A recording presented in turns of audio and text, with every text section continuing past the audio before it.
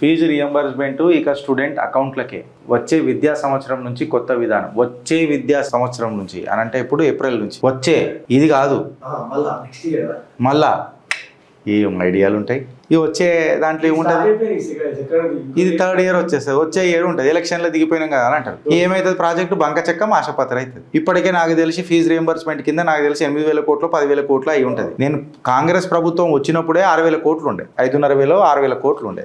ఇప్పుడు అది వచ్చేసరికి 8,000 కోట్లు 10,000 కోట్లు అవుతుంది. మళ్ళీ ఈ సంవత్సరం కూడా యాడ్ అయితే మళ్ళీ ఒక 2,000 కోట్లు 2,500 కోట్లు యాడ్ అవుతుంది. ఇప్పుడు చెంచా పెట్టి గీక్తే చెటాకు లేవు, అప్పుడు కిలోలు టన్నులు వస్తాయా? ఈ మధ్యలో ఏదైనా మళ్ళీ బై ఎలక్షన్కి ఇట్లా అయిందనంటే మరి రేవంత్ అన్న ఇష్టం వచ్చినట్టు హామీలు ఇస్తాడు.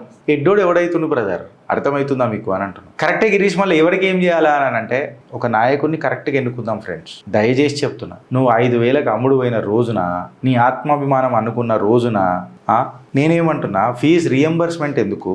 ఉచిత విద్య ఇచ్చేయి కదా, ఉచిత వైద్యం ఇచ్చేయి కదా, రియంబర్స్మెంట్ ఎందుకు? బిచ్చగలమా మేము ప్రజలమంటే? కాదు కదా. నువ్వు ఫీజు పెట్టుడు ఎందుకు, రియంబర్స్మెంట్ చేసుడు ఎందుకు? అదేదో ఉచిత విద్య అని చెప్పినుంటే నీకు ఇంకా పేరు వస్తుంది కదా, ఉచిత వైద్యం అని చెప్తే నీకు పేరు వస్తుంది కదా. బీమా 10 లక్షలని ఎందుకు చెప్పుడు? ఉచిత వైద్యం ఇచ్చాయి, మిగతా అన్ని తీసాయి, కళ్యాణ లక్ష్మి ఇవన్నీ తీసాయి, మహాలక్ష్మి గిలక్ష్మి అన్ని తీసాయి. ఎన్నో కుటుంబాలు రోడ్ల మీద పడుతున్నాయి మెడికల్ ఇన్సూరెన్స్లు లేక.